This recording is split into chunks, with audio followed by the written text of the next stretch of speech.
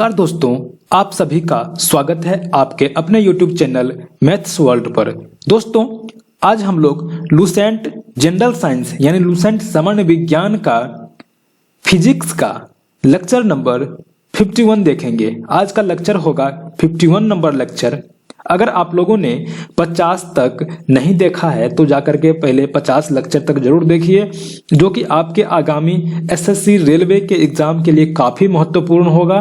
और दोस्तों, अगर आप सारे टॉपिक को कवर कर लेते हैं, जिसके बाद मैं आपको क्वेश्चंस कराऊंगा न्यूमेरिकल प्लस में मल्टीपल चॉइस क्वेश्चंस, तो आपको बहुत ही आसानी से सब कुछ याद हो जाएगा।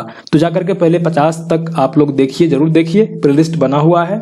और आज है इसका 51वां पार्ट, जो कि एसएससी और रेलवे के लिए बहुत ही महत्वपूर्ण है।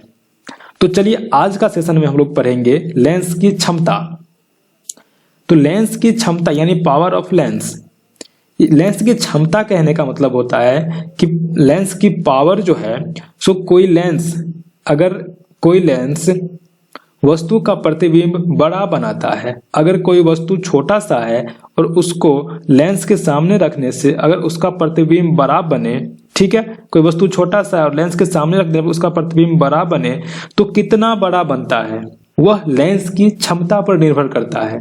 यानी लेंस का जो बिंब यानी वस्तु को जो प्रतिबिंब को बड़ा करने की क्षमता है वह कितनी है, ठीक है।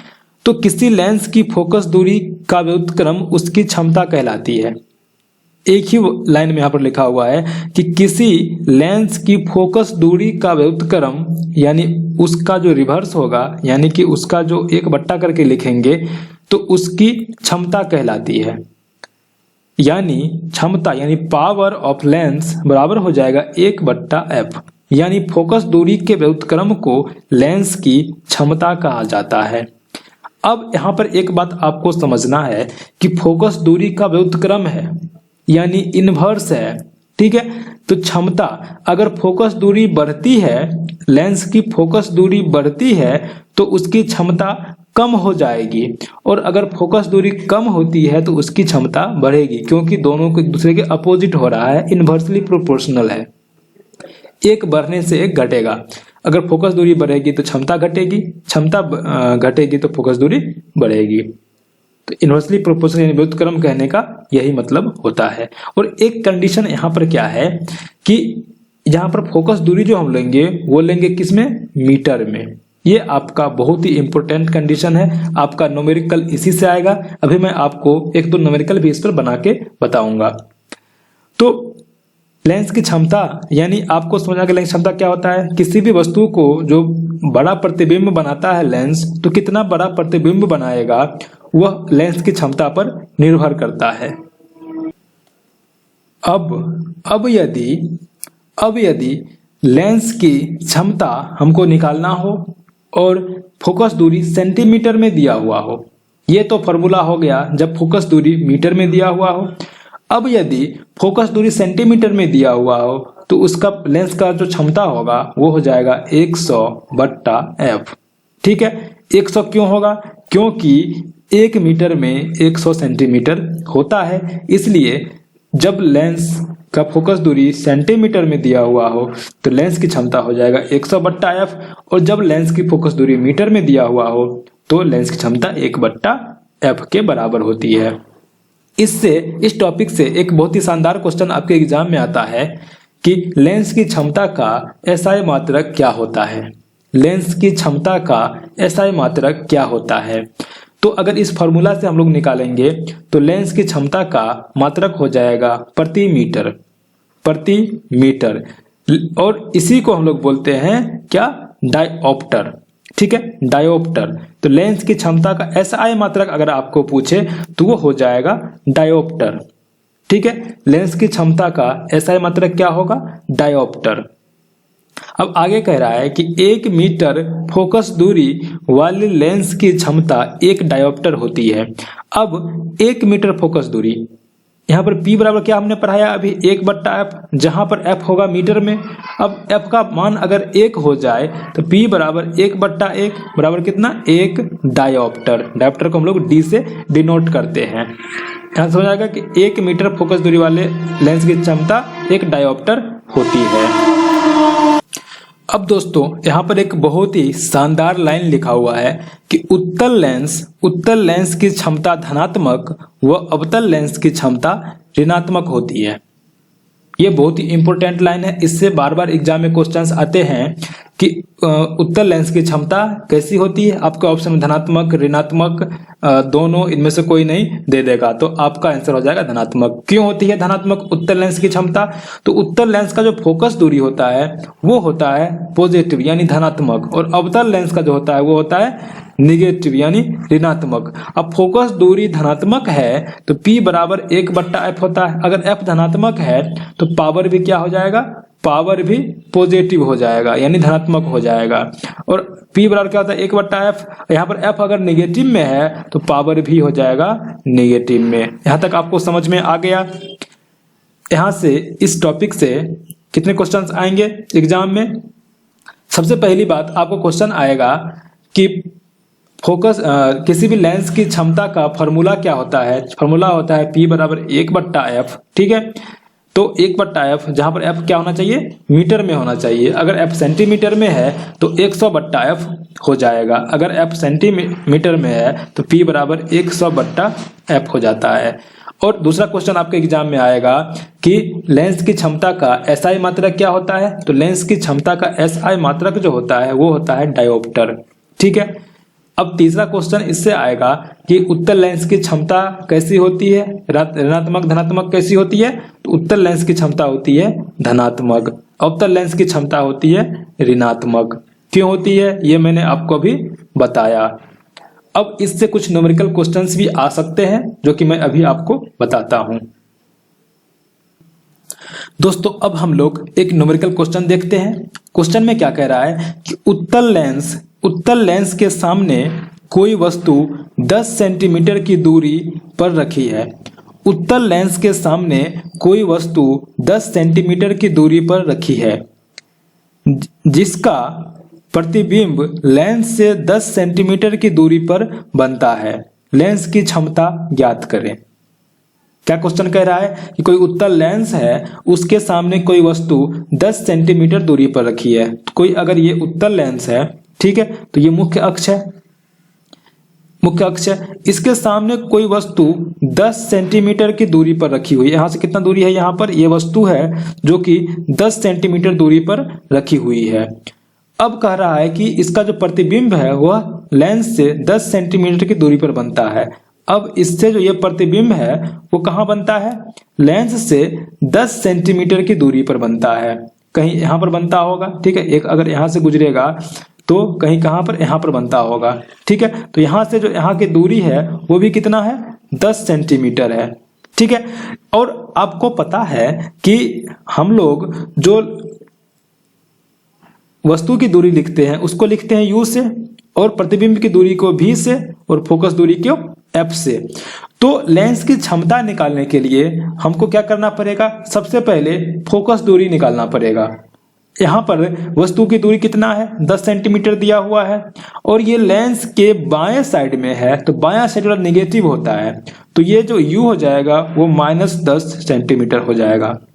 लेंस के दाएं साइड में यानी इधर जो है वो हो जाएगा पॉजिटिव, तो ये भी जो हो जाएगा वो हो जाएगा +10 सेंटीमीटर, और f हमको निकालना है। तो आपको लेंस का जो फॉर्मूला पता है कि 1/f बराबर होता है 1/v - 1/u। यहाँ पर 1/v यानी 1/10 और माइनस 1/10 यानी 1/10 + 1/10, क्योंकि माइनस माइनस हो जाएगा प्लस, यानी 2/10 यानी 1/5। यहाँ तक आपको समझ में आया? अब P बराबर क्या होता है? 1/f। P बराबर क्या होता है? 1/f। लेकिन यहाँ पर जो ये फोकस दूरी जो आया 5 सेंटीमीटर, वो सेंटीमीटर में आया है। 5 किस में आया है?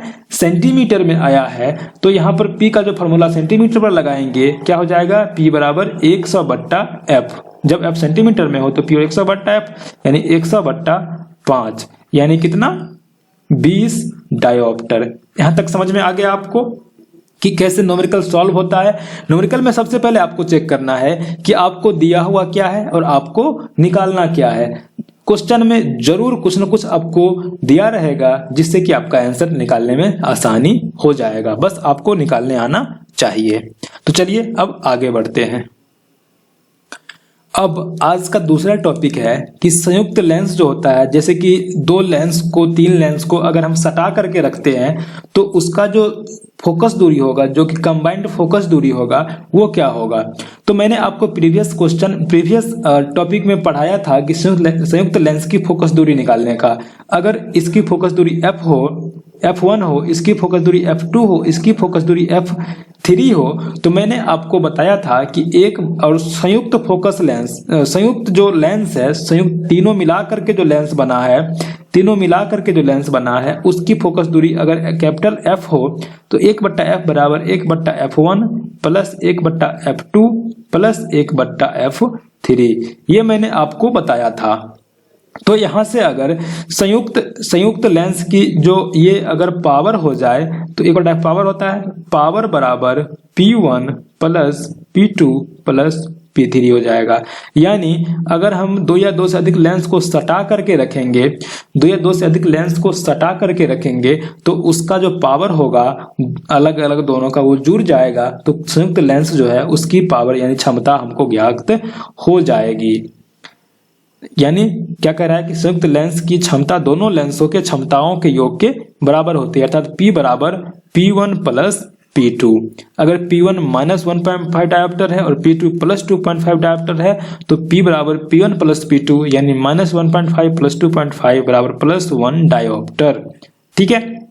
अब एक और फॉर्मूला है कि D दूरी पर अलग लेंसों की संख्या क्या होगी। अगर कोई लेंस है ये, दूसरा लेंस है ये, और दोनों का जो बीच का दूरी है अगर D है और इसका पावर P1 है और इसका पावर P2 है, यानी इसका फोकस दूरी F1 है, इसका फोकस दूरी F2 है, तो मैंने आपको एक फॉर्मूला बताया था कि 1/f यानी 1/f इक्विवेलेंट यानी 1/f जो दोनों का संयुक्त फोकस दूरी है वो 1/f1 plus 1/f2 minus D/f1 into f2। अगर आपको याद होगा, अगर आप रिवाइज करते हैं तो ये भी फॉर्मूला आपको पता होगा, ये भी फॉर्मूला आपको पता होना चाहिए।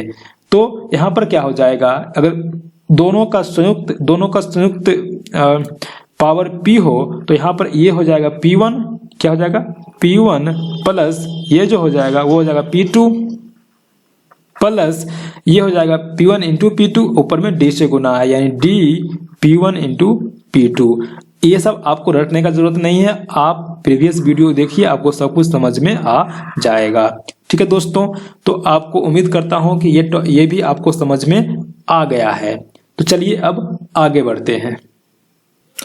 दोस्तों आज का लास्ट टॉपिक होगा कि लेंस की क्षमता में परिवर्तन, यानी अगर हम लेंस को किसी द्रव में डुबाते हैं तो उसका जो लेंस का जो क्षमता है उसमें क्या परिवर्तन आएगा, उसको हम लोग इस टॉपिक में पढ़ेंगे। जैसे लेंस को किसी द्रव में डुबाने पर उसकी फोकस दूरी व क्षमता दोनों बदल जाती है। फोकस दूरी बदलेगा तो क्षमता तो बदलेगा ही, क्योंकि फोकस दूरी पर ही तो क्षमता डिपेंड करता है। यह लेंस एवं द्रव के अपवर्तनांक पर निर्भर करता है। यहां से आपको यह क्वेश्चन आ सकता है कि लेंस की क्षमता में जो परिवर्तन होता है वह, अगर हम कोई द्रव में लेंस को डुबाते हैं तो लेंस की क्षमता में जो परिवर्तन होता है वह लेंस और द्रव के दोनों के अपवर्तनांक पे निर्भर करता है। अपवर्तनांक यानी रिफ्रैक्टिव इंडेक्स। ठीक है, मान लिया, अब आगे हम लोग देखेंगे कि अगर हम लोग मान लेते हैं कि म्यू अपवर्तनांक वाला लेंस है, कोई लेंस है, ठीक है, इसका रिफ्रैक्टिव इंडेक्स यानी अपवर्तनांक म्यू है, और द्रव है इसका अपवर्तनांक क्या है, म्यू डैश है। ठीक है, लेंस का अपवर्तनांक अगर म्यू है और द्रव का अपवर्तनांक म्यू डैश है, तो और हम इस द्रव में उस लेंस को डुबाते हैं तो हमको 3 कंडीशन प्राप्त होता है। कितना कंडीशन प्राप्त होता है, 3 कंडीशन प्राप्त होता है। अगर हम लोग म्यू डैश अपवर्तनांक वाले द्रव में म्यू अपवर्तनांक वाले लेंस को डुबाते हैं तो हम लोग को 3 कंडीशन प्राप्त होता है। पहला कंडीशन यह होगा कि ये जो म्यू है यानी लेंस का जो अपवर्तनांक है म्यू जो है सो म्यू डैश से अगर ज्यादा हो जाए, यानी जो द्रव का अपवर्तनांक है उससे लेंस का अपवर्तनांक अधिक होगा। दूसरा कंडीशन क्या हो सकता है कि म्यू जो है वह बराबर हो जाए म्यू डैश के, यानी जो लेंस का अपवर्तनांक है द्रव का अपवर्तनांक के बराबर हो जाए। और तीसरा कंडीशन यह हो सकता है कि लेंस का अपवर्तनांक द्रव के अपवर्तनांक से कम हो जाए। यहाँ पर अगर हम ये जो इस लेंस को अगर हम डुबाते हैं इस द्रव में, तो यहाँ पर 3 कंडीशन हो सकता है जिस पर कि लेंस की क्षमता डिपेंड कर सकता है। पहला कंडीशन यह है कि लेंस का जो अपवर्तनांक है वह द्रव के अपवर्तनांक से ज्यादा हो।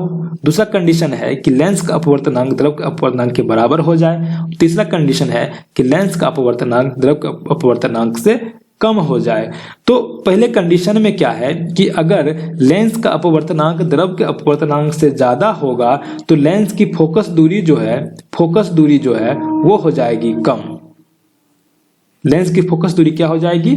कम हो जाएगी। और अगर दोनों बराबर है तो फोकस दूरी जो है वो हो जाएगा क्या? अनंत। ठीक है। और तीसरा कंडीशन है कि अगर लेंस का जो अपवर्तनांक है वो हो जाए क्या? कम हो जाए, तो इसकी फोकस दूरी जो हो जाएगी वो हो जाएगा अधिक। कैसे डिपेंड किया आपको समझ में आया? यहाँ पर अगर हम किसी द्रव में जिसका अपवर्तनांक म्यू डैश है उसमें अगर म्यू अपवर्तनांक वाला लेंस डुबाते हैं तो लेंस की क्षमता पर क्या प्रभाव पड़ेगा उसको हम लोग पढ़ रहे हैं। तो लेंस की क्षमता जो डिपेंड करता है फोकस दूरी पर, तो फोकस दूरी पर क्या प्रभाव पड़ेगा वही हम लोग पढ़ रहे हैं। तो यहाँ पर 3 कंडीशन आता है। पहला कंडीशन ये है कि म्यू यानी लेंस का अपवर्तनांक है वो बड़ा हो जाए, ज्यादा हो जाए द्रव के अपवर्तनांक से, दोनों बराबर हो जाए, या लेंस का अपवर्तनांक द्रव के अपवर्तनांक से कम हो जाए। तो तीनों कंडीशन में क्या होगा? अगर अपवर्तनांक लेंस का ज्यादा है तो उसमें फोकस दूरी कम होगा, अपवर्तनांक लेंस का कम है तो फोकस दूरी ज्यादा हो जाएगा, मतलब फोकस दूरी बढ़ जाएगा लेंस का। और अगर अपवर्तनांक दोनों का बराबर है तो फोकस दूरी अनंत हो जाएगा। आया समझ में यहां पर? अब इस बुक में क्या कह रहा है? पहला कंडीशन में है कि लेंस का अपवर्तनांक द्रव के अपवर्तनांक से ज्यादा हो जाए, अर्थात जब लेंस को ऐसे द्रव में डुबाया जाता है जिसका अपवर्तनांक लेंस के अपवर्तनांक से कम है, ऐसी स्थिति में लेंस की क्षमता घट जाती है। लेंस की क्षमता क्या होता है? घट जाता है, अर्थात फोकस दूरी क्या होता है? बढ़ जाता है।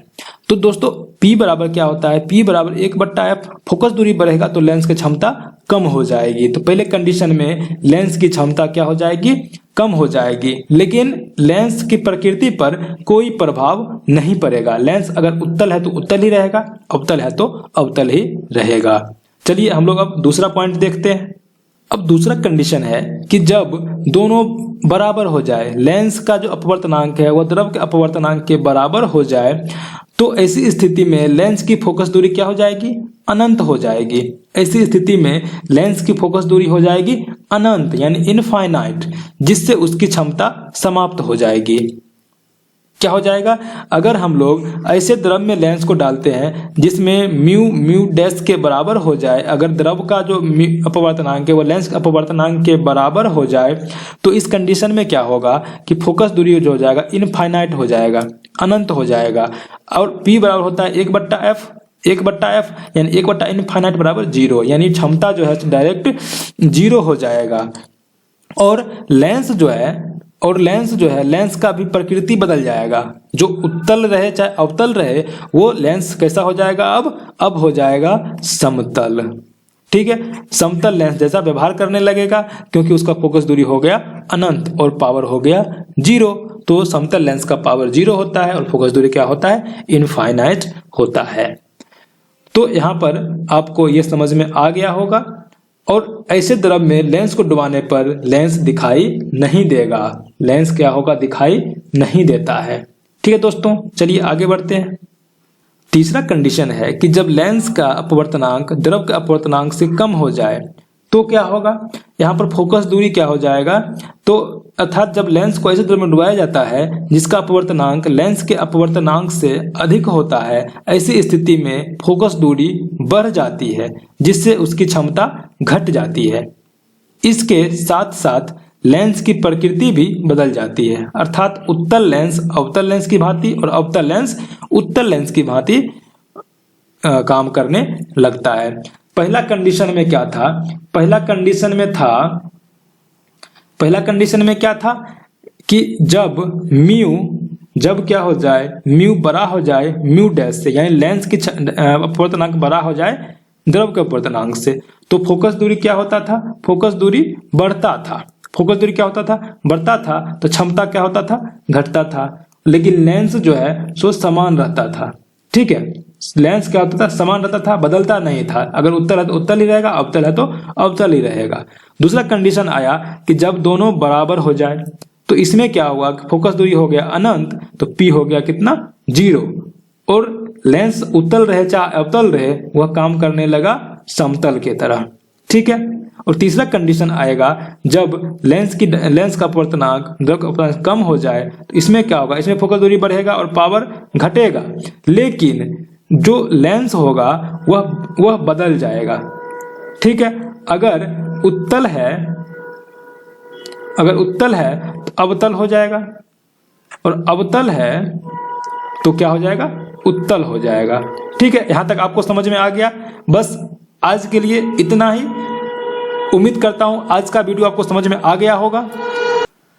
दोस्तों, अगर आज का वीडियो आप लोगों को समझ में आया है, अगर थोड़ा सा भी हेल्पफुल लगा है, तो जरूर चैनल को सब्सक्राइब कीजिए और हमारे चैनल को जरूर शेयर कीजिए, वीडियो को शेयर कीजिए। दोस्तों, लाइक और व्यू बहुत ही कम आता है, जरूर आप लोग लाइक और व्यू कीजिए, व्यू बढ़ाइए। ठीक है, तभी मैं आगे वीडियो बना पाऊंगा और आप लोगों को बहुत ही फायदा इससे होगा। तो इसी के साथ फिर मिलते हैं नेक्स्ट वीडियो में नए टॉपिक के साथ। तब तक के लिए व्यस्त रहिए, स्वस्थ रहिए, मस्त रहिए। जय हिंद, जय भारत।